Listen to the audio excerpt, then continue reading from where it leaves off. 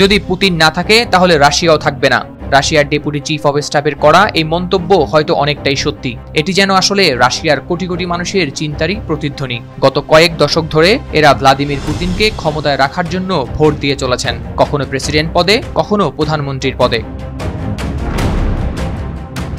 আর দিবেনই বা না কেন? পশ্চিমারা ইউক্রেন যুদ্ধ শুরু হওয়ার পর থেকে যতই নিষেধাজ্ঞা দিয়েছে, পুতিন ততই তাদের টুটি চেপে ধরেছেন। ইউক্রেন প্রধানমন্ত্রী জেলেনস্কিও তাই পশ্চিমাদের দিকে ছুটছেন। পশ্চিমারা অস্ত্র দিয়ে আগলে রাখছে তাকে, যেন পুতিনও তার বাহিনীকে নিয়ন্ত্রণে রাখে। তবে পশ্চিমারা যতই হুমকি ধামকি দিচ্ছে, পুতিনও তার বাহিনীকে সামনে এগোতে বলছে।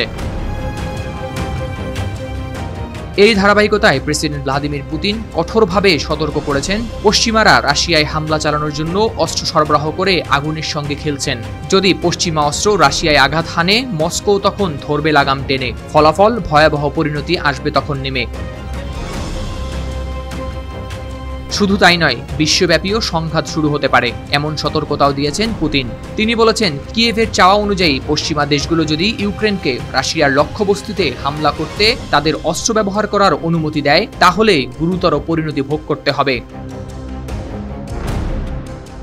দ্বিতীয় বিশ্বযুদ্ধের পর থেকে ইউরোপের সবচেয়ে মারাত্মক স্থলযুদ্ধ চলছে গত 2 বছরেরও বেশি সময় ধরে। পুতিনও বলছেন ক্রমবর্ধমান বৈশ্বিক সংঘাতের ঝুঁকির কথা, কারণ পশ্চিমারা ইউক্রেনের রাশিয়ান সৈন্যদের অগ্রসর হওয়ার বিষয়ে কি করতে হবে তা নিয়ে পড়ছে ঝাঁপিয়ে। রুশ প্রেসিডেন্ট বলেন, সংঘাতের এই আক্রমণ বৃদ্ধি গুরুতর পরিণতির দিকে নিয়ে যেতে পারে। ইউরোপে বিশেষত ছোট দেশগুলোতে তারা কি নিয়ে খেলছে সে সম্পর্কে তাদের সচেতন হওয়া উচিত। এমন অনেক ইউরোপীয় দেশ রয়েছে যারা আয়তনে ছোট এবং ঘনবসতিপূর্ণ।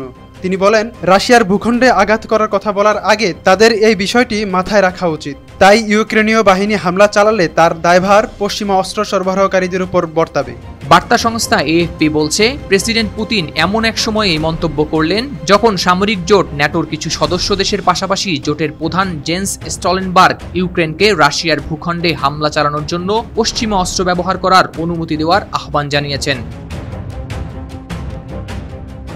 2022 সালের 24 ফেব্রুয়ারি থেকে ইউক্রেনে সামরিক অভিযান শুরু করে রাশিয়া। এই যুদ্ধে শুরু থেকেই ইউক্রেনকে সামরিক ও আর্থিক সহায়তা করে আসছে যুক্তরাষ্ট্র সহ পশ্চিমা দেশগুলো।